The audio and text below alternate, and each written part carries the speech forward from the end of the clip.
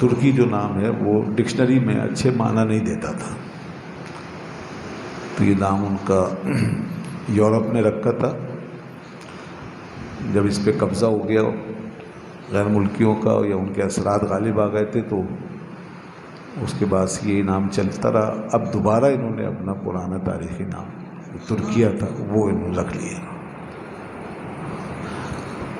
تو اس سے بھی اندازہ لگا لیں کہ کس قسم کے لوگ ہیں، وہ کیسی باریک باتوں کو مائکرو لیول پر سوچتے ہیں اور سامنے رکھتے ہیں، اور آہستہ آہستہ انہی چیزوں کو وہ ٹھیک کرتے جا رہے ہیں۔ تو خیر آپ کو معلوم ہے کہ ترکی جو ہے یہ اسلامی ملک ہے، اسلامی کنٹری ہے، ایشیا میں ہے، ایشیا کا ملک ہے، اور ایک حصہ اس کا یورپ میں، یعنی استنبول جو مشہور شہر ہے، بین الاقوامی شہر، اس کا ایک حصہ یورپ میں لگتا ہے۔ تو مطلب ایک جیسا ہی ہے، کوئی لوگ یہ سمجھتے ہیں کہ شاید یورپ میں وہ ہے تو وہ اس کا کوئی رنگ ہی اور ہوگا، اس کا معاملہ ہی اور ہوگا، نہیں ایسا نہیں، وہ سیم ہے، دونوں طرف ایک ہی قسم کا ماحول ہے اور ایک ہی طرح کا رنگ نظر آتا ہے۔ آبنائے باسفورس وہاں سے گزرتا ہے، سمندر کی ایک خلیج ہے وہ گزرتی ہے، استنبول کو تقسیم کرتی ہوئی چلی جاتی ہے سیدھی یورپ۔ خیر تو ہم یہاں سے گئے، 5 افراد ہم یہاں سے گئے تھے، ان میں مفتی اہل سنت فقیہ الاصل حضرت علامہ مولانا مفتی الیاس رضوی اشرفی صاحب بھی تھے، دامت برکاتہ العالیہ، اور محترم سید ریاض علی اشرفی صاحب بھی تھے، اور علامہ صاحب نورانی صاحب تھے، اور ایک دو احباب تھے۔ تو پھر وہاں سے امریکہ سے 2 حضرات ہمیں وہاں جوائن کر لیا، انہوں نے امریکہ سے آ گئے تھے، محترم مولانا مسعود اشرفی صاحب، گلوبل اسلامک مشن کے چیئرمین، اور ایک ان کے بہنوئی جناب اعجاز صاحب، تو ٹوٹل ہم 7 آدمی ہو گئے تھے۔ ہم یہاں سے جب گئے تو کوئی بس ہفتہ 10-12 دن کا ہی پروگرام تھا، تو 12 دن تقریباً لگے، اور 13ویں دن ہم یہاں واپس آ گئے۔ عید کی رات کو یہ نکل گئے تھے، عید کا دن گزار کے رات کو یہاں سے نکل گئے، 5-5.5 گھنٹے کی یہاں سے فلائٹ۔ اب انہوں نے ویزا پروسیس ذرا سخت کر دیا، پہلے آسان تھا، پہلے بڑا کوپریٹ کر رہے تھے اور آسان تھا، لوگ بہت جا رہے تھے، اور ابھی بھی کہہ رہے ہیں بہت سے لوگ گئے ہوئے ہیں اور جا بھی رہے ہیں، لیکن پروسیس سخت کر دیا۔ اور اس کی وجہ کیا ہے؟ اس کی وجہ یہ ہے کہ کچھ یہاں سے ایسے لوگ چلے گئے کہ جو جا کر کے اپنا نام روشن کروا کے آ گئے، اور اس قسم کے کام انہوں نے کیے جس سے انہوں نے وہاں پہ نقصان پہنچایا۔ تو بس ہر طرح کے لوگ ہیں ہمارے یہاں، تو اچھے لوگوں کی بھی کمی نہیں ہے، لیکن اس قسم کے بھی لوگ ہیں جن کو بہرحال کنٹرول کرنا بہت ضروری ہے، اور جن کی تہذیب اور اصلاح کے لیے ہی ساری یہ تبلیغ ہو رہی ہے۔ باقی یہ ہے کہ قانون اگر سخت ہو تو ایسے لوگ سیدھے ہو جائیں، باہر کی دنیا میں کیوں نہیں ہوتے ایسے لوگ، قانون سخت ہے۔ مگر یہاں تو خیر حکمرانوں کا بھی یہی حال ہے، وہ کون سا نام روشن کرتے ہیں باہر جا کے، ہمارے جو لیڈر ہیں وہ خود بدنام زمانہ قسم کی مخلوق ہے، تو باقی عوام تو پھر عوام بیچارے کیا کریں۔ خیر جتنے بھی یہ کام کیے وہاں پہ الٹے سیدھے، انہوں نے کچھ سیلفیاں ایسی بنائیں قابل اعتراض وہاں پہ جا کے، کچھ اور اس طرح، مطلب یہ کہ ان کے سول جو قوانین ہیں اس کی خلاف ورزی ہوئی، اور بھی کچھ ہوا ہوگا، بعد ہمیں اتنی معلومات نہیں ہو سکی، لیکن لوگوں نے بتایا کہ کچھ گڑبڑ اس طرح کی گئی کہ جس سے کہ وہ وہاں کی انتظامیہ حرکت میں آ گئی، اور لوگ بھی شدید ناراض ہوئے۔ حالانکہ ترکی کے لوگ پاکستان سے بہت محبت کرتے ہیں، جی ہاں، ترکی کے لوگ بہت محبت کرتے ہیں۔ غنیمت ہے یہ کہ دنیا میں کوئی ایسا ملک بھی ہے جو ہم سے محبت کرتا ہے، ورنہ ہم محبت کے قابل رہے نہیں ہیں۔ قرض کی پیتے ہیں میں اور سمجھتے ہیں کہ ہاں رنگ لائے گی ہماری فاقہ مستی ایک دن. ابھی گئے تو تھے ہمارے فقراء اور کس طرح ایسے ہی بس آ گئے خالی محروم ہو کے. کیا عزت ملی؟ جو بھیک ملتی تھی وہ بھی نہیں ملی، اب تو اس سے بھی گئے. تو یہ ہمارا حال ہے. اب تو فقراء ہیں تو کون ہمیں سے محبت کرے گا اور کون عزت کرے گا؟ آپ جس کو بھیک دیتے ہیں اس سے محبت تھوڑی کرتے ہیں، اس پہ تو احسان رکھتے ہیں. تو خیر ترکی جو ہے ہم سے محبت کرتا ہے، اور اس کی وجہ یہ موجودہ نسل نہیں ہے. اس کی وجہ تاریخ کا وہ حصہ ہے کہ جب سلطنت عثمانیہ پر شپکول مارا گیا یہودیوں کی طرف سے، انگریزوں کی طرف سے، اور نجدیوں نے یہاں بغاوت کی اور انگریزوں کے اشاروں پہ، یورپین اقوام کے اشاروں پہ انہوں نے یہاں پہ اپنی حکومت بنانی چاہی.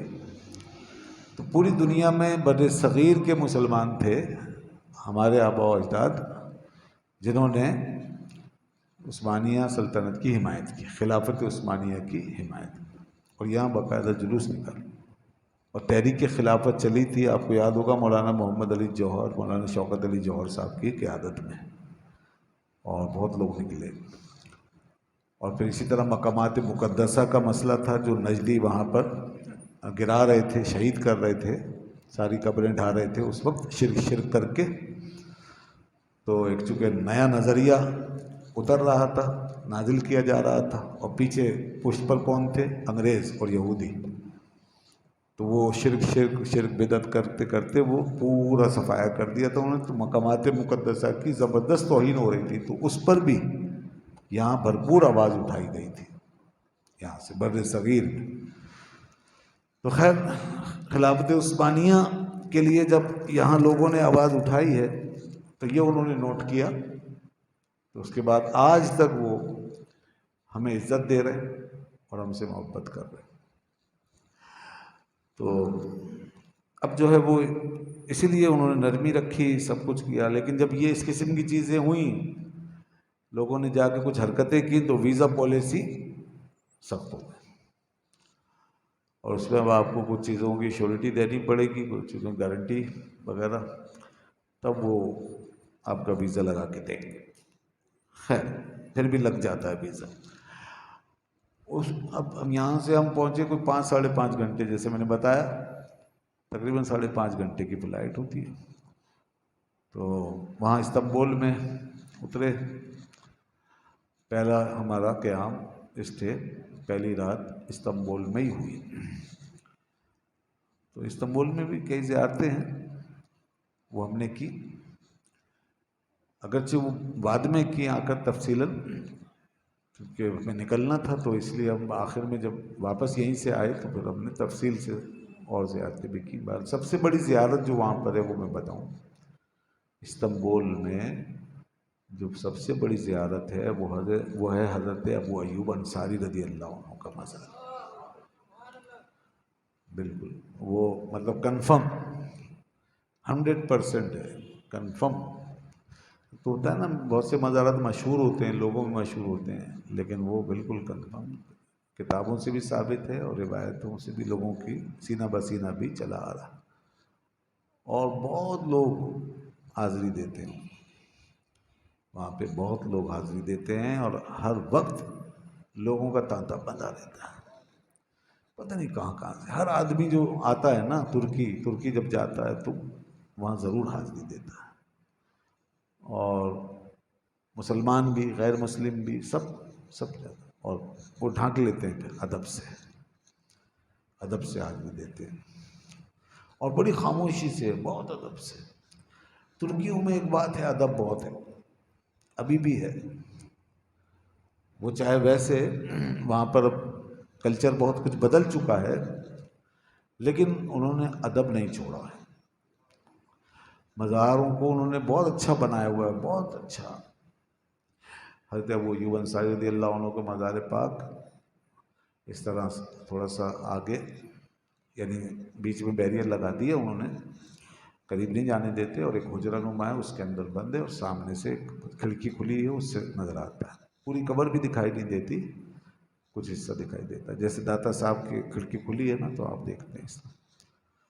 لیکن وہ جتنا حصہ دکھائی دیتا ہے اس کی رونق اور اس کی کشش اتنی ہے جیسے کہ وہ دل جو ہے کھنچا جا رہا ہے، ایسی کیفیت ہوتی ہے جب اس کو دیکھتے ہیں، اتنا آنکھوں کو سکون ملتا ہے۔ اور جو سرور جنت البقیع میں ہے نا، جو وہاں پہ کیفیت وہی یہاں پر ہے، یہ سمجھے آپ، کیونکہ اسی دور کی ہستی ہیں اور اصحاب میں سے ہیں اور میزبان رسول ہیں صلی اللہ علیہ وسلم، تو وہاں پہ حاضری ہوئی۔ اس کے بعد پھر یہاں پر ایک علاقہ ہے فاتح علاقہ ہے استنبول میں، وہاں بھی جانا ہوا۔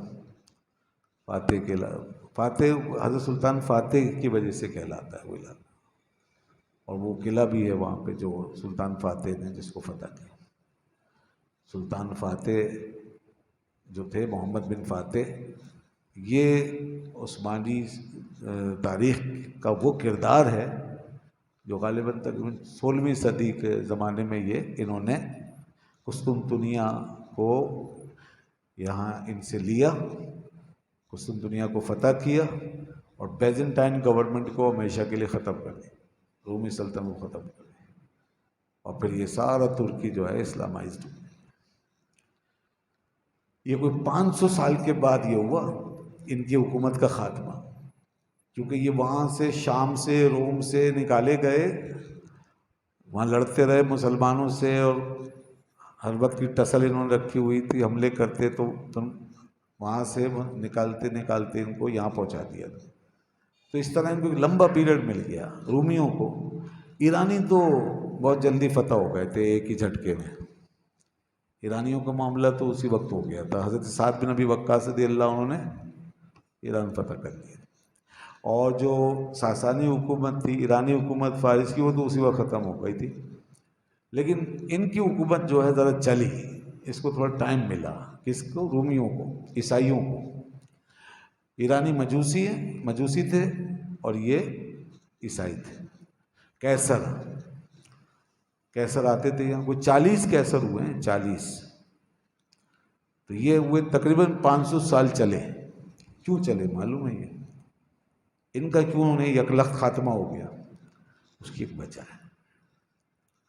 جب رسول اللہ صلی اللہ علیہ وسلم نے خط مبارک لکھا تھا نا ان کو، کیسر کو، کسریٰ کو، تو ایران کے بادشاہ نے حضور کا نامہ مبارک پھاڑ دیا تھا اور بڑی توہین کی تھی، تو اس پر اللہ کے رسول نے فرمایا تھا کہ اللہ نے اس کی سلطنت کو پھاڑ دیا، اللہ نے اس کی سلطنت کو پھاڑ دیا، لہٰذا اس کا قتل ہو گیا۔ اس کے بعد سے زوال شروع ہو، مسلمان پہنچ گئے تھے بعد میں حضرت عمر رضی اللہ عنہ کے زمانے میں، ختم، پورا ایران فتح کر لیا۔ یہ تو ہوا ایران کا حال۔ ادھر جو روم میں کیسر تھا، شام روم سارے علاقے میں جو کیسر تھا، دوسری سپر پاور، اس نے آپ کے نامہ مبارک کا ادب کیا، اس نے پھاڑا نہیں، اس نے ادب کیا، اور اس نے یہاں تک کہا، لمبی بات ہے وہ حدیث بخاری کی پوری، جب اس نے ساری باتیں سنی تو اس نے آخر میں یہ کہا کہ میں یہ دیکھ رہا ہوں اگر یہ سب باتیں درست ہیں تو وہ اللہ کا نبی ایک دن جہاں میں کھڑا ہوں نا، وہ اس جگہ کا مالک ہو جائے گا، وہ اللہ کا نبی یہاں تک پہنچے، اور اگر مجھ سے ہو سکتا نا کہ میں ان تک پہنچ سکتا، اگر یہ میرے لیے ممکن ہوتا تو میں ان کے پیر دھوتا۔ یہ اس بادشاہ نے کہا، سپر پاور، اور وہ جو نامہ مبارک تھا پھر اس نے رکھا سنبھال کے، اور پھر وصیت کی اپنی اولاد کو۔ تو جب یہ ہوا نا تو آپ صلی اللہ علیہ وسلم نے فرمایا، اب اس کے بارے میں کیا فرمایا؟ فرمایا یہ اپنی حکومت بچا گیا، یہ بچا گیا۔ دیکھیں، حالانکہ ایمان نہیں لایا وہ، ہاں، لیکن ادب کا مقام دیکھیں، اور ادب سے دیکھیں کیا کچھ مل جاتا ہے۔ آج ہم نے ادب کم کر دیا نا، تو اس لیے آج ہم ذلیل و خوار ہوئے، اور جو بے ادب ہیں دنیا میں وہ بچیں گے نہیں، وہ ذلیل و خوار ہوں گے۔ تو ادب اگر کافر بھی کرتا ہے تو اس کو فائدہ پہنچتا ہے، تو اب اس کی وجہ سے اس کی حکومت بچی۔ اب وہاں تو خیر نہیں ٹک سکا وہ شام میں تو نہیں رہنے دیا مسلمان، کیونکہ وہاں تو لڑائی چلتی رہی، تو پھر وہاں سے نکلا، پھر اس طرح روم میں چلا گیا، اور پھر اس کے بعد جو آخری جو ان کا تھا نا دور، وہ قسطنطنیہ میں تھا، آخری مرکز یہ بنا، پھر یہاں آ گئے، تو کوئی تقریباً 500 سال میں نے بتایا نا ان چلتے رہے، تو اس آخری جو بادشاہ تھا ان کا، اس کو پھر جو ہے حملہ کیا، اٹیک کیا سلطان فاتح نے، سلطان فاتح نے پھر فتح کیا تھا اس کو، یہ تھوڑی سی ہسٹری بتانی تھی بس۔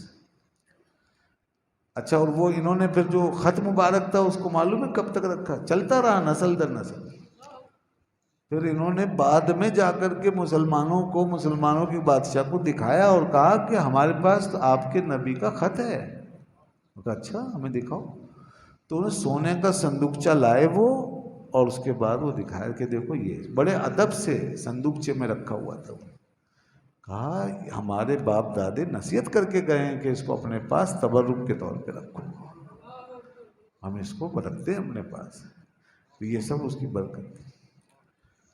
واللہ عالم پھر کیا ہوا کہاں گیا، ہمارے پاس کچھ نقش ہیں خطوط کے، پتہ نہیں اس کا نقش بھی ہے یا اور دوسرے کچھ آپ صلی اللہ علیہ وسلم کے خطوط مبارک کے نقش موجود ہیں۔ تو سلطان فاتح بڑے زبردست آدمی تھے، سلطان فاتح گویا میں ان کو کہتا ہوں کہ جیسے ہمارے یہاں ٹیپو سلطان تھے نا، بس اس طرح کے مجاہد تھے، اور بہت جینیس آدمی تھے، بڑے اللہ والے آدمی تھے، سلطان بھی تھے اور اللہ والے بھی، بزرگوں کے ماننے والے۔ یہ قلعہ فتح نہیں ہو رہا تھا، اس کے آگے سمندر تھا، وہ آپ نے دیکھا، آپ دیکھیں گے تو آپ کو پورا اور سمجھ آئے گا، اور ممکن نہیں تھا، انہوں نے سمندر میں پورا وہ بچھایا ہوا تھا، ایک زنجیر باندھی ہوئی تھی، اور وہ کسی کو اندر آنے نہیں دیتے تھے قلعے تک، تو سلطان پیچھے سے لے کر گئے، بڑی بڑی لانچیں نکال کر کے وہاں سے خشکی میں پہاڑوں پہ چڑھا کے لانچوں کو، کشتیوں کو، پھر ادھر اتار کے پھر پیچھے سے حملہ کیا۔ آسان نہیں تھا یہ کام، اور اس کے لیے چربی وربی پگھلا کے ٹریک بچھا کے پورے خشک راستے پہ اس پہ چلائیں تھی لانچیں، لکڑیوں کا ٹریک بچھایا تھا، کیا عقل تھی، کیا ہمت تھی۔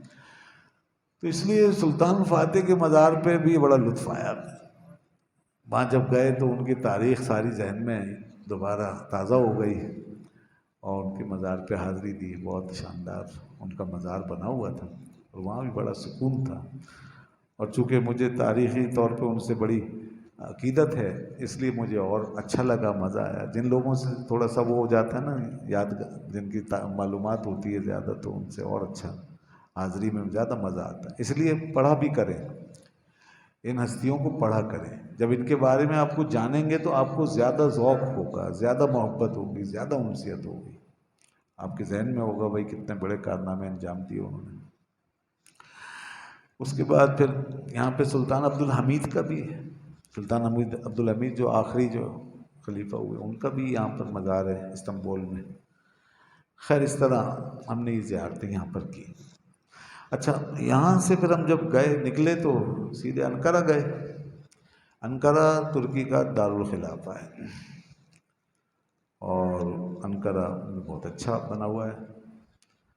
ترکی ویسے پورا ہی بڑا اچھا بنا ہوا ہے، بہت ڈیولپڈ ملک ہے، بہت ڈیولپڈ ملک ہے، بڑے اچھے روڈ ہیں، بہت صاف ستھرے علاقے، سب صاف ستھرے ہیں، ایک مکھی مچھر کا پتہ نہیں وہاں پہ، بالکل کوئی گندگی نہیں، کوئی وہ نہیں، اور قدرتی طور پہ اللہ نے بڑا حسن دیا ہے وہ پہاڑوں پہ، زمین کو، ہریالی بہت ہے، ہر جگہ ہریالی نظر آتی ہے، پہاڑی علاقہ ہے بیسیکلی، ترکی پہاڑی علاقہ ہے، ہر طرف پہاڑ پہاڑ پہاڑ نظر آتے ہیں، لیکن بہت اونچے نہیں ہوتے ہیں، تو وہ ہرے بھرے پہاڑ۔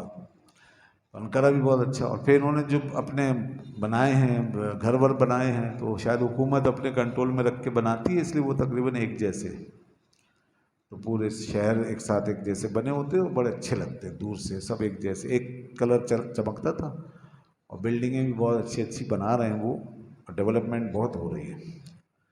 ہم تو بہت پیچھے ہیں اس لحاظ سے، بہت پیچھے ہیں، ہمارے تو ابھی جو ہے روڈوں پہ جھاڑو دینے والا کوئی نہیں ہے، ہم اوپر کیا چڑھیں گے، ابھی تو نیچے ہی بہت کام باقی ہے۔ گٹروں کا کام بہت باقی ہے، نالوں کا کام بہت باقی ہے. جیسے حکمران ہیں ویسے ہی بس ہمارا حال ہے. تو وہ وہاں ان لوگوں نے کام کرایا، ہمارے حکمرانوں نے پیسہ بنایا. تو اس کے بعد پھر انقرہ میں وہاں ہمارا ایک شیخ کے پاس جانا ہوا، شیخ عمر الرفاعی دامت برکات عالیہ. شیخ کے پاس ان کی خانقاہ تھی، بہت شاندار خانقاہ، لکڑی کی خانقاہ پوری بنی ہوئی ماشاءاللہ، بہت وسیع، بڑے بڑے کمرے. تو وہاں ان کے یہاں گئے. شیخ بہت پرکشش شخصیت، وجیح ماشاءاللہ، بہت خوبصورت، بڑے نورانی، بڑی ان کی داڑھی ماشاءاللہ پورے سینے پہ سے کو گھیرے ہوئے بھری ہوئی داڑھی، سفید ریش، اور ماشاءاللہ بہت اچھے، بہت حسین. کوئی عمر ان کی میرے خیال میں 70 کے لگ بھگ تو ہوگی. تو انتہائی نفیس اور بااخلاق، ملنسار، نہایت متواضع، اور مہمانوں کا احترام کرنے والے، اور بہت اچھے ماشاءاللہ. ان کی باتوں میں جیسی ان کی شخصیت میں مٹھاس، ایسی ان کی باتیں بھی بڑی شیریں گفتار. وہ عربی جانتے تھے، عربی اور ترکی زبان جانتے تھے، تو باقی ان کو کوئی اور زبان نہیں آتی تھی.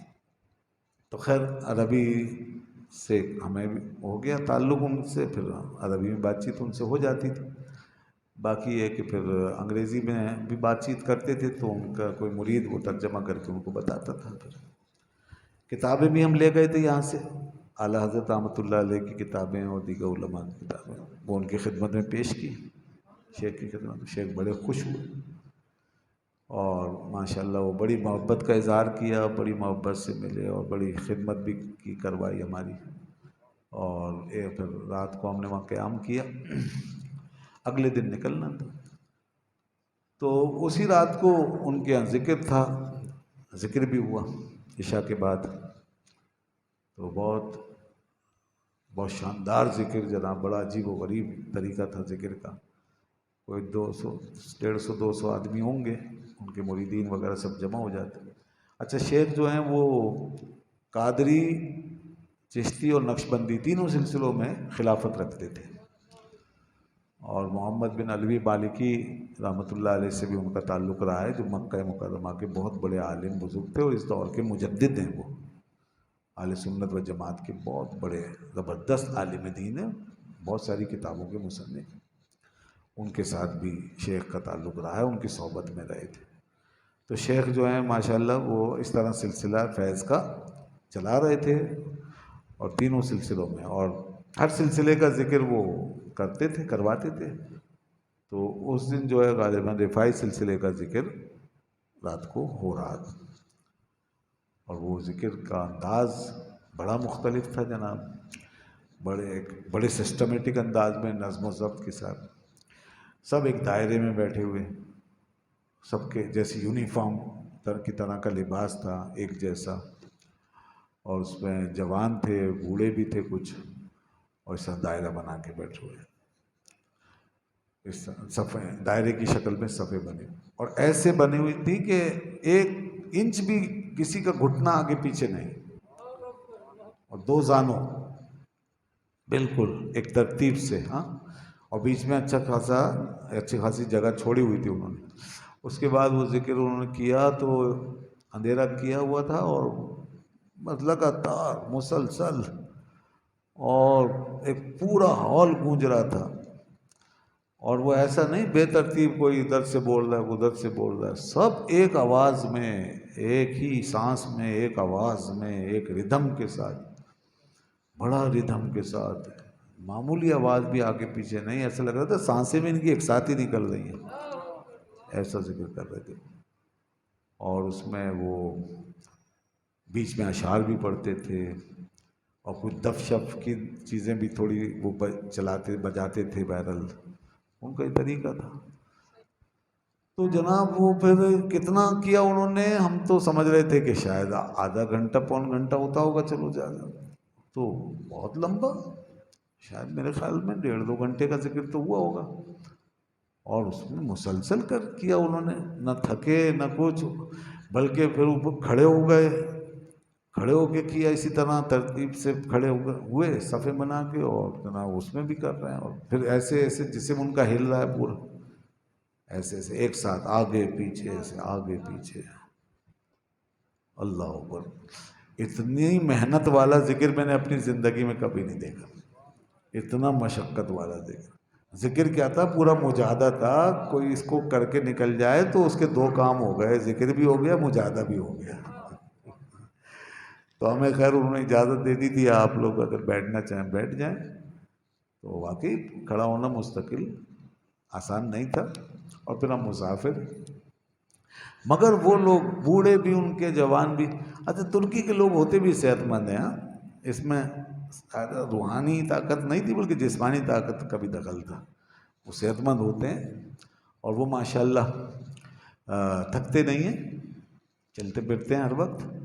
عمریں بھی لمبی ہوتی ہیں، ترکیوں کی عمریں لمبی ہوتی ہیں، اور اس کی وجہ کیا ہے؟ اس کی وجہ ماحول تو میں نے بتا دیا، صاف ستھرا، کوئی گندگی نہیں، پولوشن نہیں۔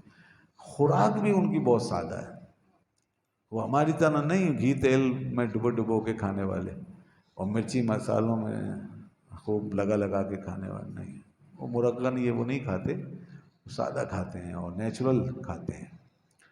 تو اس لیے جہاں بھی ایسا ہوگا تو ظاہر ہے وہ جسمانی طاقت تو ہوگی، بیماریوں سے بچیں گے آپ۔ تو اس طرح ان کا ذکر ماشاءاللہ انتھک، بہت عجیب، بہت حیران کن، یعنی میں بس تصور ہی کر سکتا ہوں، بیان نہیں کر سکتا وہ کیفیت کیا تھی اس وقت، اس ماحول کی۔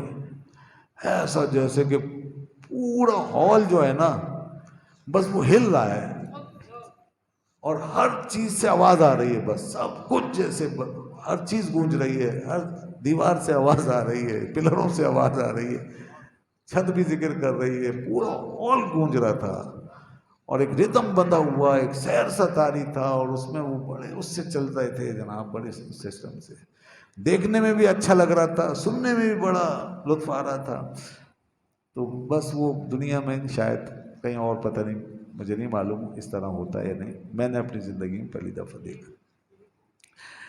وہاں پھر ایک دن گزار کے ہم اگلے دن وہاں سے وہیں جمعے کی نماز بھی پڑھی شیخ کے مسجد میں ہی، اس کے بعد پھر ہم وہاں سے چلے گئے، وہاں سے ہم پھر آگے گئے کونیا۔ کونیا میں کون ہے؟ کونیا میں وہ عظیم ہستی ہے جس کو قیامت تک لوگ نہیں بھول سکتے، جو نہ صحابی ہے، نہ تابعی ہے، نہ تبع تابعی ہے، مگر بعد والوں میں وہ ایسا نام والا بزرگ ہے، اور اتنا بڑا اس کا پیغام، اور ایسا ان کا فیضان کہ دنیا بھول نہیں سکتی۔ کیا مشرق کیا مغرب، پوری دنیا پہ جس کا پلہ جو ہے، جس کا آسمان چھایا ہوا ہے، اور ان کا نام ہے مولانا روم رحمۃ اللہ علیہ۔ حضرت مولانا روم کونیا میں، اس زمانے میں جب کونیا بالکل ایک طرف اتنا دور واقع، اور آج دیکھیں پوری دنیا پہ ان کی حکومت ہے، روحانی دنیا پہ، علمی دنیا، علم و حکمت و دانائی کی کوئی بات آئے اور مولانا روم کی یاد نہ آئے، یعنی دانائی is equal to Maulana room, Maulana room is equal to دانائی، اور یہ عالم ہے، وہ کام کیا انہوں نے۔ تو ان کے مزار پہ اچھا وہاں پہ سکون ایسے ہی، پھر ماشاءاللہ جیسی ان کی ہستی ہے اسی طرح کا وہاں ایسا لگتا تھا جیسے ساری چیزیں ٹھہر گئی، بڑا سکون ہے کونیا میں، کونیا میں بڑا سکون ہے۔ کونیا میں لوگ، وہاں پہ بھی لوگ کہتے ہیں کونیا میں ہمیں رہنا پسند ہے، کونیا پرسکون ہے، اور ہم نے بھی دیکھا۔ اور جو مولانا کے نام کے ساتھ مولانا جو جڑا ہوا ہے ان کے، تو وہ ایسا چلا ہوا ہے نا کہ پورے ترکی میں مولانا لفظ کی کبھی بے حرمتی ہو ہی نہیں سکتی اب۔ ہاں، مولانا لفظ بڑا محترم ہو گیا ہے، باقی تو اب ہر جگہ مولانا کہتے ہیں، تو اکثر جو ہے لوگ تانے کے طور پہ بھی کہتے ہیں، اور اب تو مولانا لوگ بھی ہمارے یہاں جیسے مولانا نہیں کہلانا چاہتے، وہ علامہ کہلانا چاہتے ہیں، اور اس کے بعد اسکالر، جیسے پہلے مولوی تھا تو وہ بھی وہ اب تان کا سبب بن گیا ہے، مولوی اس میں عزت نہیں رہی، تو اب مولانا آ گیا۔ مولانا بھی خیر کچھ نہ کوئی عزت رکھتا ہے، لیکن جو بڑے علماء ہوتے ہیں ان کو مولانا نہیں علامہ کہا جاتا ہے، اس طرح ہمارے کلچر ہے بات. لیکن ترکی میں حضرت مولانا کی کرامت یہ ہے، مولانا روم رحمۃ اللہ علیہ کی، کہ لفظ مولانا کبھی اپنی عزت نہیں کھوئے گا. منسوب ہی ایسی ہستی سے ہے، تو وہ پھر مولانا جب بولتے ہیں تو پوری عقیدت سے بولتے ہیں، بلکہ انہوں نے مولانا کے نام سے جیسے ہوٹل اور یہ وہ منسوب کر رکھے. تو وہاں پہ وہ کیا کرتے ہیں، جب ہم جاتے ہیں تو وہ جوتیاں چونکہ نہیں اترواتے، تو ادب برقرار رکھنے کے لیے تھیلیاں دے دیتے ہیں، شاپر لیں وہاں سے اور اوپر چڑھائیں جوتی پہ اور پھر جائیں.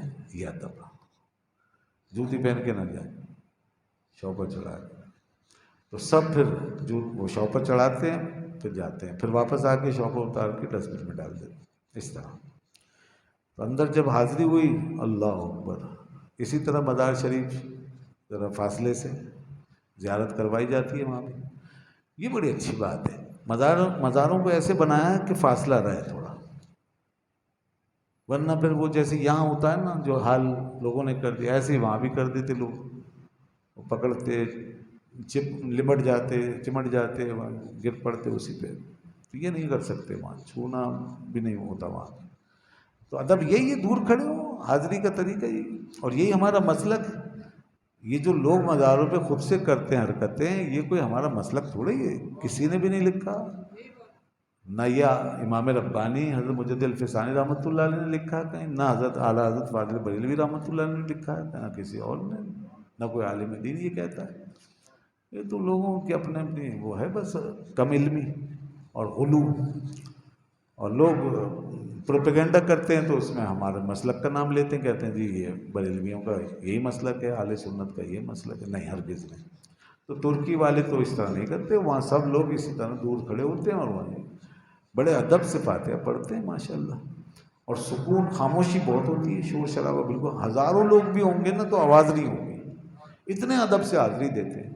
اور لوگوں کو میں نے دیکھا کیفیت میں ڈوبے ہوئے، بس ایسے دعا مانگ رہے ہیں اور بڑے خشوع و خضوع سے کھڑے ہیں. اور یہاں تو اب لوگ کہتے ہیں ہم نے ایجاد کیا ہے مزاروں پہ حاضری دینا اور یہ مزار بنانا اور وہاں دعا مانگنا. حالانکہ ترکی میں بھی وہاں دیکھیں مسلمان ہیں، وہ بھی ہیں وہاں. تو بھائی ابھی ہم نہیں پہنچے تھے، وہ تو ان کی اپنی تاریخ ہے، تو وہ کہاں سے آئے تھے اور انہوں نے کہاں سے سیکھا. تو اس کا مطلب ہے پورے عالم اسلام میں مزاروں کا احترام ہے اور حاضریاں دی جاتی ہیں اور ادب بھی کیا جاتا ہے اور دعائیں بھی مانگی جاتی. اب اگر کچھ لوگوں کی سمجھ میں یہ آ گیا ہے کہ شرک ہے، تو بس یا تو پھر ان کو یہ مسلمان ہوں گے، ورنہ اتنی بڑی قوم کو مسلمان مانے یا ان کو مانے، کس کو مانیں گے؟ کیونکہ وہ کہتے ہیں یہ سب شرک کرتے ہیں. تو بھائی سب شرک کرتے ہیں تو اتنی بڑی تعداد مشرک ہو گئی، اب کتنے مسلمان بچے؟ دیکھ لیں آپ، یہ بڑی عجیب بات ہے. تو اس لیے ہم ایسے لوگوں سے کہتے ہیں شرک نہ کہو. اگر کوئی خرافات ہے تو اس کا رد کرو، اس کے بعد شرک نہ کہو. یہ پوری دنیا ہے اور جن باتوں کو شرک کہا جا رہا ہے اس پر پوری دنیا اس کی لپیٹ میں آ جائے گی. تو اہل ترک اس طرح حاضری دیتے ہیں. تو مولانا روم رحمۃ اللہ علیہ کے مزار پہ بڑا سکون ہے، وہاں بھی بڑا سکون ہے، بڑی روحانیت ہے اور بڑی وہاں پر چیزیں محفوظ کی گئی ہیں. جی ہاں، ان کے زمانے کی کتابیں، ان کے زمانے کے برتن اور کچھ ان کے زمانے کے لوگوں کی تاریخیں بڑی یادگاریں ہیں. بہت سی تحریریں، مثنوی شریف بہت قدیم زمانے کی، وہ سب انہوں نے باکسز پہ لگائی ہوئی، بہت زبردست. اور اسی طرح باہر جو ہے چاروں طرف ان کے مدرسے کو پورا محفوظ کیا ہوا. وہ ان کے جتنے حجرے تھے کلاسوں کے وہ سب محفوظ، اور اس کی پھر تاریخ لکھی ہوئی ساری ان کی. لوگ سب زیارت کر رہے تھے، دیکھ رہے تھے. یہ کام کیا ترکی میں. اتنے سیاح آتے ہیں، اتنے لوگ وہاں پہ دن رات ہزاروں دیکھتے ہیں، لے کے جاتے ہیں پیغام اور یہ ساری چیزیں معلومات. مگر دیکھیں کچھ لوگوں نے ان چیزوں کو مٹا دیا بس. تو ترکیوں نے اپنا سب کچھ محفوظ رکھا ہوا. اس کے بعد پھر ہم آگے گئے. اب خیر مختصر کرنا پڑے گا کیونکہ اس وقت 12 بج جائیں گے. تو ہم پھر آگے گئے، وہاں اوکسرائے گئے. اوکسرائے میں ایک قبرستان ہے جس کو ارواح کا قبرستان کہتے ہیں، اور وہاں پہ حضرت شیخ سید حامد ولی رحمۃ اللہ علیہ کا مزار ہے. ان کی چلگاہ زمین کے نیچے، اس میں بیٹھے جا کے دعا کی.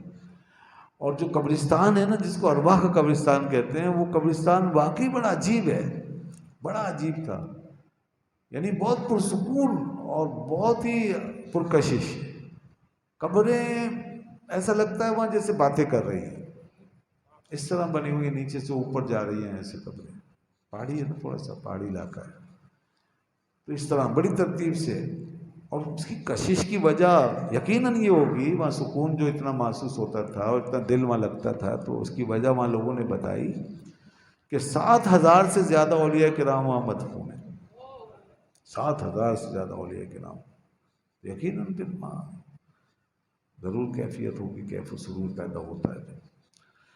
جیسے آپ کے لاہور میں میانی صاحب کا جو قبرستان ہے، یہاں پہ بہت تاریخی لوگ ہیں، بڑے بڑے لوگ ہیں، بڑی بڑی ہستیاں مدفون ہیں، خواجہ طاہر بندگی رحمۃ اللہ علیہ کا بھی وہاں مزار ہے۔ خیر، تو وہاں پہ حاضری ہوئی، اس کے بعد پھر اسی طرح آگے گئے عرفہ بھی ایک جگہ ہے، وہاں حاضری ہوئی، وہاں پہ کچھ حضرت ابراہیم علیہ السلام کی یادگاریں منسوب ہیں، وہ کنفرم نہیں، کیونکہ حضرت ابراہیم علیہ السلام تو عراق میں پیدا ہوئے، عراق ان کا وطن تھا، مگر وہ وہاں لوگوں نے منسوب کر دیا بہرحال، اور وہاں نمرود کا قلعہ بھی منسوب کر دیا، وہ بڑا سا قلعہ بنا ہوا ہے، تو انہوں نے کہا نہیں، عراق کا واقعہ ہے، مگر کر دیتے ہیں لوگ بہرحال، وہ انہوں نے اس کو اسی طرح لکھا ہوا ہے کہ لوگ یہ سمجھتے ہیں۔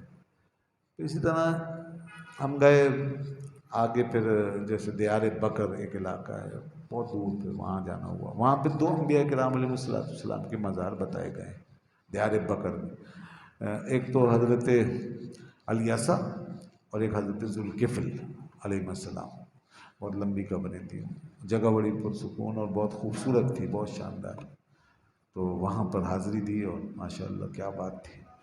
اور اسی طرح انطاکیہ ایک جگہ ہے، وہاں گئے، بلکہ پہلے انطاکیہ جانا ہوا پھر دیار بکر، تو انطاکیہ میں کس کا مزار ہے؟ انطاکیہ میں ایک بڑی یادگار ہستی ہے، بہت یادگار، اور ان کا نام ہے حضرت حبیب نجار، حضرت حبیب نجار ان کا، وہ سورہ یاسین میں جن کا ذکر آتا ہے نا، مطلب مفسرین کا یہ خیال ہے، بہت سے مفسرین کا، کہ اس سے مراد حبیب نجار ہے۔ قرآن پاک میں ان کا نام نہیں ہے، بس وقال رجل من اہل المدینہ، اس طرح کر کے آیا، وجاء رجل من اہل المدینہ، تو رجل کہا گیا، تو مفسرین کا خیال ہے کہ یہ حضرت حبیب نجار ہیں، ان کو شہید کر دیا گیا تھا۔ اچھا، ان کی جو قبر ہے وہ ایسے زمین دوز ہے، زمین کے نیچے جیسے غار ہوتا ہے، اس طرح 2 اسٹیپ میں، اور پہاڑ کے اندر، پہاڑ جیسے شق ہوا ہے، اور اس کے اندر جیسے طاق ہوتا ہے نا، طاق کے اندر شمع ہوتی ہے، اس طرح ایک طاق ہے بڑا، اس میں ان کی قبر بنے، اور ماشاءاللہ کیا بات ہے، بڑا سکون تھا وہاں بھی، اور وہ اتنی جگہ ہوتی تھی، بس 4-5 آدمی بیک وقت وہاں حاضر ہو سکتے تھے، پھر وہ چلے جاتے، پھر دوسرے آتے، اور ایسے غار میں اترتے ہوئے آتے تھے۔ جی ہاں، تو بڑا سکون کی جگہ تھی، بڑے سکون کی، اللہ والے یہاں پہ موجود ہیں۔ اچھا، پھر اس کے بعد ہم برسا گئے، وہاں پر حاضری دی، اور اسی طریقے سے کیا نام ہے، سوغوت میں، اور وہ بڑے کردار جو اس خلافت کے تھے، عثمان غازی، وہ تو یہیں تھے نا، اور وہ ارطغرل، وہ سب یہ اس طرف تھے، سوغوت میں تھے، تو ان کی زیارت کی، اور ان کے مزار ماشاءاللہ بہت شاندار بنے ہوئے، اور وہاں پہ 1-2 مزاروں پہ، غالباً غازی عثمان پہ بھی اور ارطغرل دونوں پہ ہی تلاوت کا سلسلہ تھا، ہر وقت تلاوت ہوتی ہے وہاں پہ، ہر وقت، یعنی قاری صاحب بیٹھے ہوئے ہیں، لائیو بیٹھے ہوئے ہیں، کوئی ریکارڈنگ نہیں، زندہ بیٹھے ہوئے ہیں قاری صاحب فزیکلی، اور باقاعدہ پڑھ رہے ہیں، تو ان کی ڈیوٹیاں لگتی ہوں گی، اور اسی طرح وہ فوجی بھی ان کے کھڑے ہوتے ہیں پرانے اسٹائل میں، اسی طرح وہ لے کر کے اپنے وردی میں، پرانے یونیفارم میں، اور کھڑے ہوتے ہیں، بغیر سلوٹ کرتے ہیں، آتے ہیں جاتے ہیں، اور سلوٹ کرتے ہوئے، اور جو ان کا طریقہ، آوازیں نکالتے ہوئے ان کی ڈیوٹیاں چینج ہوتی ہیں، جیسے قائد اعظم کے مزار پہ، تو یہ سب سلسلہ وہاں پہ ہوتا ہے، لوگ دیکھتے ہیں، تو اس طرح انہوں نے یہ کئی یادگاریں اپنی محفوظ رکھی ہوئی۔ اچھا، پھر ہم استنبول جب آئے ہیں، تو وہ جو میں نے پہلے بتایا تھا وہ زیارتیں کی، اور استنبول میں ہی ایک ادارہ عمرانیہ انسٹیٹیوٹ، بہت بڑا ادارہ، شاندار، وہاں جانا ہوا، ملاقات ہوئی وہاں کے علماء سے، وہاں دینی تعلیم دی جا رہی ہے، اور بہت شاندار، بہت خوبصورت بنا ہوا ہے، بہت بڑا، کئی منزلہ. اور فضیلت پبلیکیشن جو تھی ان کا، جو پبلش کا ادارہ تھا پبلشنگ کا، تو وہاں جانا ہوا، یعنی جہاں پریس ہے ان کا، تو وہاں پہ 2 لاکھ کتابیں جناب وہاں پہ، وہاں فضیلت والوں کے یہاں 2 لاکھ کتابیں رکھی ہوئی ہیں، اور اس کے علاوہ کئی کتابیں چھاپی ہیں انہوں نے ماشاء اللہ. اچھا جی، اب یہ تو ہو گئی جہاں جہاں ہم گئے تھے ان جگہوں کی باتیں. اب میں ذرا سا ترکی کے لوگوں کے حوالے سے اور وہاں کے ماحول کے حوالے سے کچھ باتیں کرتا ہوں. ایک تو پہلی بات تو یہ دیکھیے کہ ترکی کے لوگ 99% حنفی ہیں، اکثریت حنفیوں کے. مسجدوں میں وہ نماز پڑھتے ہیں تو حنفی طریقے سے پڑھنے والے زیادہ ہوتے ہیں، کچھ دوسرے رفع دین والے بھی ہوتے ہیں، لیکن وہ شافعی ہوتے ہیں. وہاں پر ایک ہی مسلک ہے تقریباً، دوسرا کوئی مسلک اتنا نہیں ہوگا بھی تو بہت محدود ہے، قلیل لوگ، ایک ہی مسلک، اور وہ ہے اہل سنت و جماعت. بس اہل سنت، مقلد، تقلید کرنے والے، امام اعظم کو ماننے والے ہیں، اور صوفیہ کے قائل، صوفیہ کو مان، کوئی صوفیوں کے، اللہ کے ولیوں کے خلاف نہیں، کوئی گستاخی کرنے والے نہیں، بیعت بھی کرنے والے نہیں، بلکہ بڑا ادب کرنے والے، جیسے آپ نے سن لیا ابھی. تو اس لحاظ سے سب سے زیادہ جو وہاں مشرب پایا جاتا ہے، صوفیانہ مشرب سلسلہ، وہ ہے نقشبندیہ، سب سے زیادہ. ٹھیک ہے نا، جیسے حنفیت چھائی ہوئی نا، ایسے ہی نقشبندی ہے. تو بہت لوگ نقشبندی اکثر وہاں پر پائے جاتے ہیں، اور وہ حضرت امام ربانی مجد الفسانی رحمۃ اللہ علیہ کے بڑے پکے فالوور ہیں، یہاں تک کہ وہ بس انہی کو مانتے ہیں اور کہتے ہیں ہم بس کچھ اور نہیں، ہم انہی کی تعلیمات کو سامنے رکھتے ہیں، اس پہ چلتے ہیں. یہ انہوں نے مطلب بہت سے لوگوں نے اہتمام کیا ہوا ہے، تو اس خوف سے کہیں ہمیں کوئی گمراہ نہ کر دے. تو بہرحال حضرت امام ربانی کی کیا بات ہے، سبحان اللہ. تو اس طرح وہ، یہ ان کا مشرب ہے. پھر وہ مسجدوں میں جناب ماشاءاللہ وہ ذکر کا سلسلہ تقریباً ہر جگہ دیکھا، نماز کے بعد جیسے بلند آواز سے استغفار، یہ سلسلہ رہتا ہے. اچھا، چونکہ ادب ہے نا، تو ادب کی کچھ نشانیاں ان کے اندر اور بھی میں آپ کو بتاؤں. جیسے میں نے یہ دیکھا وہاں پر کہ وہ موزے پہن کے آتے ہیں مسجد میں، یہ ان کا کلچر ہے ادب کا، موزے پہن کے آتے ہیں، اور ننگے پیر آنے والے کو وہ ٹوکتے ہیں. ہم جیسے ہمیں نہیں پتا تھا تو ہم، اور گرمی بھی تھی تو ہم تو یہاں تو نہیں پہنتے، تو وہاں پر ہم جیسے ایسی طرح جب گئے بعض مسجدوں میں تو انہوں نے، بعض نے ٹوکا کہ وہی موزے، انہوں نے کہا بھائی ہم مسافر آدمی ہیں، تو خیر وہ کچھ نہیں کہتے تھے، لیکن سب تقریباً سب موزے پہن کے آتے ہیں. تو یہ ان کے یہاں ادب کی کچھ روشیں اس طرح موجود ہیں. اور نماز کے بعد پوری نماز پڑھتے ہیں، سنتیں وغیرہ، جبکہ عربوں میں تو یہ کلچر ہے کہ نماز پوری چھوڑ دی انہوں نے، فرض پڑھو بھاگو، فرض پڑھو، اور اسی کی دیکھا دیکھی ہمارے یہاں بھی کچھ لوگ یہی کرتے ہیں، سنتیں انہوں نے معاف کرا لی ہیں. تو یہ ہمارے یہاں بھی کچھ لوگ اس کے فالوور ہیں، سنت نہیں پڑھتے، مانتے ہی نہیں سنت. لیکن ترکی جو ہیں پوری نمازیں پڑھ، جیسے ہماری مسجدوں میں عام طور پر پڑھی جاتی ہیں، اور باقاعدہ جو ہے وہ مسجدوں میں آ کے سکون سے بیٹھتے ہیں، ادب سے بیٹھتے ہیں، اور نماز کے بعد تھوڑا سا ذکر کرتے ہیں. جی ہاں، ان کے یہاں جو میں نے مسجد، اچھا مسجدیں باہر سے سب ایک جیسی بنی ہوئی ہیں، جو جدید مسجدیں بنائی ہیں سب ایک جیسی، اور جو قدیم ہیں وہ تو پھر شاہکار ہے تاریخ کا.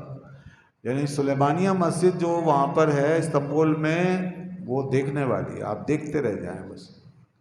اتنا بڑا گنبد اس کا، اتنا اونچا اور اتنا ہیبت ناک، اور اس کے اندر جو انہوں نے کام کیا ہوا جناب، دستکاری کا کام کیا زبردست، اور کتنے گوشے بنائے، جیسے یہ گوشہ بنا ہوا ہے نا، یہ آپ کے گوشے بنے ہوئے ہیں، یہ سر چھجے نکلے ہوئے، تو بڑی خوبصورتی سے انہوں نے ڈیزائنوں کے ساتھ اور ہاتھوں کی دستکاری کے ساتھ ایسے گوشے بنائے، چھوٹے بڑے، یہ وہ چاروں طرف، اور تو بہت شاندار مسجد، بہت کام، زبردست کام کیا ہوا تھا وہ سلیمانیہ مسجد جو ان کے خلفاء نے بنوائی ماشاءاللہ.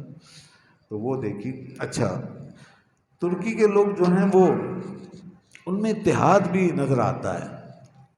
وہ جناب ایک جھنڈے کے پابند ہیں، ایک جھنڈا. آپ کے یہاں تو لگتا ہے نا کہ جیسے ایک ملک نہیں ہے، 20-25 मुल्क हैं, वहाँ नहीं, एक झंडा बस, कोई किसी का झंडा नहीं, बस एक ही झंडा उनके मुल्क का। हर जगह वो जहाँ जहाँ लगाया ना बड़े बड़े झंडे, वो एक ही झंडा। तो ये उस कौम के अंदर ये हमारे लिए सबक है। यहाँ में अपने झंडे सबको अजीज़ हैं, वहाँ वो अपने मुल्क का झंडा ऊंचा रखते हैं। अच्छा, वहाँ पे तस्वीरें ऐसा नहीं लगी हुई लीडरों की, नहीं। यहाँ तो लीडर जान ही नहीं छोड़ते। यहाँ तो जो है वो वहाँ बैठ के भी जो कुछ करते हैं। यहाँ हमारे गलियों में, मोहल्लों में भी सब जगह इतनी तस्वीरें, और निकल जाए कि अंदरूनी सिंध और पंजाब में और जगह जगह जहाँ भी चारों सूबों, 5 सूबों में आप तो वहाँ पर आपको ये करोड़ों रुपए की तस्वीरें आपको मिलेंगी, बड़े बड़ी होर्डिंग वगैरह तस्वीरें होंगी। वहाँ बिल्कुल नहीं। अर्दोगान इतना मकबूल आदमी है, 3 दफ़ा आ चुका है, मगर उसने अपनी कोई तस्वीरें लगा के लोगों की आंखों को ख़राब नहीं कर रखा, ना कौम का पैसा बर्बाद किया उसने। और कहीं कहीं बस वो जैसे वो कहीं खाल कमाल अतातुर्की किसी ने लगा दी, कोई उसके भी कोई मानने वाले हैं भारत। तो इस तरह का माहौल है। और फिर वो अपनी ज़ुबान बोलते हैं, दूसरी कोई ज़ुबान नहीं बोलते, सिर्फ टर्किश, तुर्की ज़ुबान बोलते हैं। अंग्रेज़ी भी नहीं, अंग्रेज़ी भी नहीं आती आम तौर पे। हमें ये बड़ी परेशानी उनके साथ होती थी कि वो ना अंग्रेज़ी जानते हैं ना अरबी आम तौर पे, इसलिए उनकी ज़ुबान हमें नहीं आती थी। अब हमारा हाल वही था, यार मन तुर्की ज़ुबान है, यार मन तुर्की मन तुर्की नमी दानम।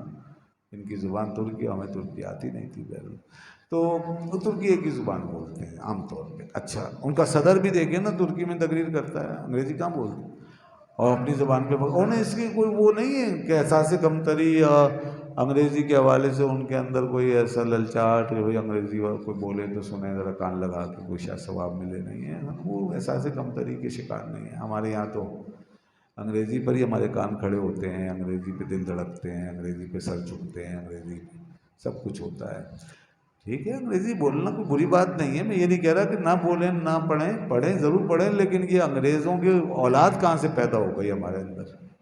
ये अपनी मट्टी क्यों भूल गए, अपनी असल क्यों भूल गए, ये अंग्रेज़ क्यों बन गए? इतना प्यार तो अंग्रेज़ी से अंग्रेज़ भी नहीं करता जितने हमारे यहाँ उसके लाडले बन गए। अजीब बात है ना ये। और बल्कि उनके एक्सेंट में बोलने में बड़े फख्र करते हैं, वो अंग्रेज़ भी बोले भाई मैं असली हूँ या ये असली है, ऐसे कंधे मटका के, और उनके एक्सेंट में उनके लिए ऐसे भी वो फ़ख्र है। तो क्या ज़रूरत है इस चीज़ की? आप ज़ुबान है, एक आला एक होता है, ज़ुबान टूल होती है, उसको टूल के तौर पे इस्तेमाल करें। लेकिन बस तुर्की देखें, वो नहीं। और तुर्की नहीं, यूरोप में जाएं आप, जर्मनी में जाएं, फ्रांस में जाएं, इन मुल्कों में, यहाँ भी कोई अंग्रेज़ी नहीं। जापान में जाएं, चीन में जाएं, अंग्रेज़ी नहीं, अपनी ज़ुबानों में तरक्की करते हैं। तो बहरहाल अंग्रेज़ी परस्ती अच्छी नहीं है, अंग्रेज़ी ज़रूर सीखे आदमी, और ख़ास तौर पे उलमा और दीनदार लोग, ताकि वो कम्युनिकेट कर सकें। अब हमें अगर अंग्रेज़ी ना आए तो हम अपने पैगाम पहुंचा ही नहीं सकते। और अरबी, उसके साथ अरबी भी, उसकी भी ज़रूरत पड़ती है। पहले तुर्की ज़ुबान को ही पसंद करते हैं, और इसके अलावा वो एक ही जैसे घर होते हैं उनके, जैसे मैंने बताया, बड़ी यकसानियत है उनके यहाँ, और बड़ा इत्तेहाद है, और वो बड़े बादब हैं। आप सल्लल्लाहु अलैहि वसल्लम का जब जिक्र आता है तो ऐसे सीने पे हाथ रख लेते हैं, अभी भी ऐसा है।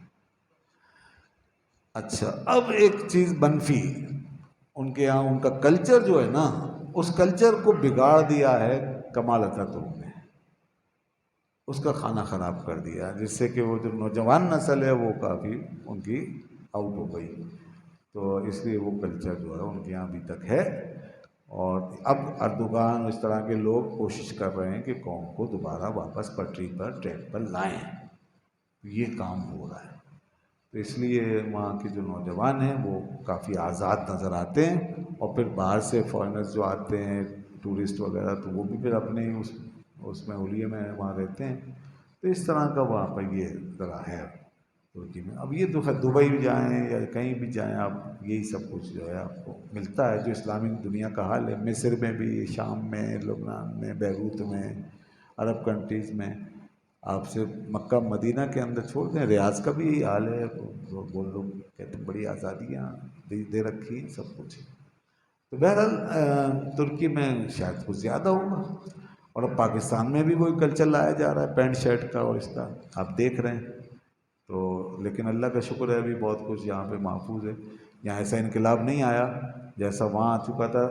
کمال اتاترک بڑا ملحد آدمی تھا، بے دین، اس نے اس قوم کو گمراہ کر دیا اور ساری تاریخ بدل کے رکھ دی تھی اس نے، وہ انگریزوں کا پالا ہوا تھا، اس کی وجہ سے یہ سب خراب ہوئے۔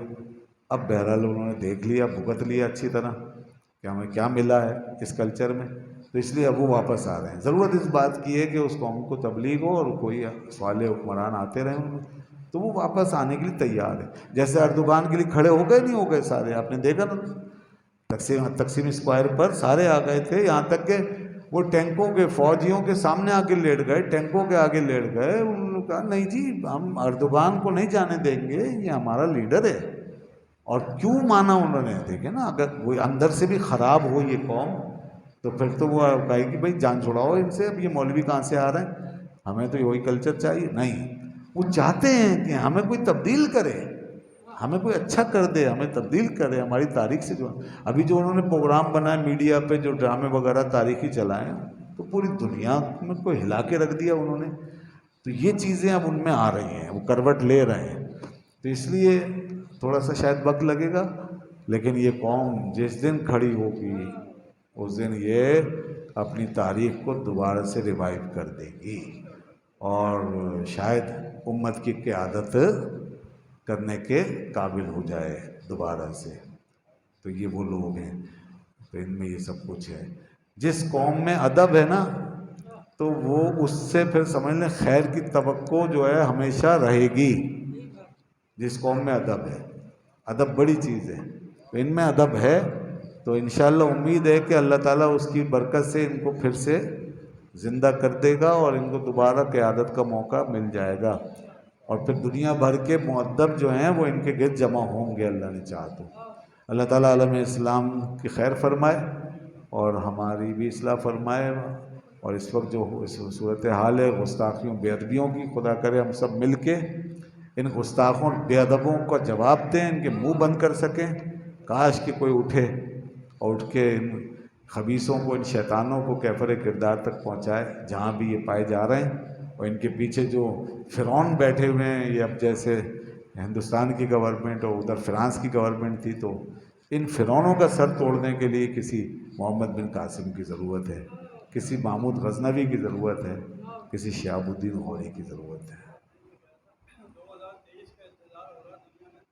ممکن ہے ترکی میں یہ ہو رہا ہے کہ وہ اپنا آئین، وہ کہہ رہے ہیں ہم پورا آئین دوبارہ بنائیں گے، وہ نیا آئین لا رہے ہیں۔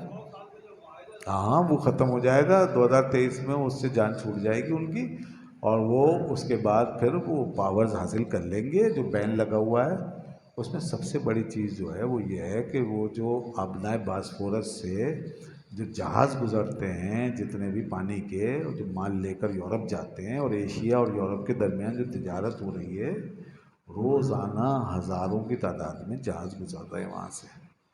تو اب وہ بہت بڑی ایک بندرگاہ ہے اور روٹ ہے، تو اب اس پہ اس کا دیکھیں نا کرایہ، اگر ٹیکس اس سے لیں، کرایہ لیں وہاں سے، تو یہ لاکھوں کروڑوں اربوں ڈالر کی اس کی ویسے بیٹھے بٹھائے آمدنی ہے۔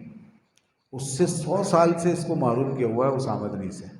تو یہ لوزان کا معاہدہ ختم ہوگا تو پابندی ہٹ جائے گی، اس کے بعد پھر یہ سارا ٹیکس وصول کرے گا، تو اس کے بعد پھر وہ کہاں پہنچے گا۔ اور ابھی بھی اس نے یہ دیکھیں قرضے اتار دیے اپنے، حالانکہ ابھی اس کو ٹیکس نہیں مل رہا وہاں سے، اور قرضے اس نے سارے اتار دیے ہیں اور ورلڈ بینک کی غلامی سے آزاد ہو گیا وہ، یہ اپنی پالیسیوں کی وجہ سے، پالیسیاں ایسی بنائی۔ مگر ہمارے تو ابھی تک قرضوں کا حال یہ ہے کہ سن کے بھی دہشت ہوتی ہے، خوف آتا ہے، اور ہمیں قیامت نظر آنے لگتی ہے۔ یا اللہ اب اتنا وقت ہے کہ اتنے ہزاروں ارب کے قرضے ہم اتار سکیں گے؟ نہیں لگتا، قیامت ہی قریب نظر آتی ہے، قرضے بہت لمبے ہو گئے ہمارے، اور یہ ان حکمرانوں کے کارنامے ہیں کہ جو یہ کر کے گئے ہیں اور ابھی بھی کرنے میں لگے ہوئے ہیں۔ تو بہرحال انہوں نے اتار دیا، اور اب انشاءاللہ آگے یہ لوزان کا معاہدہ ختم ہوگا تو وہ بڑی طاقت بن کے ابھریں گے۔ لیکن امریکہ بہت سازشی ہے، یہودی بہت سازشی ہیں، وہ اتنی آرام سے یہ سب کچھ ہونے نہیں دیں گے۔ سازشیں ہو رہی ہیں ابھی وہاں پر، جو ہمیں پتہ چلا وہاں سازشیں ہو رہی ہیں اردوغان کے خلاف۔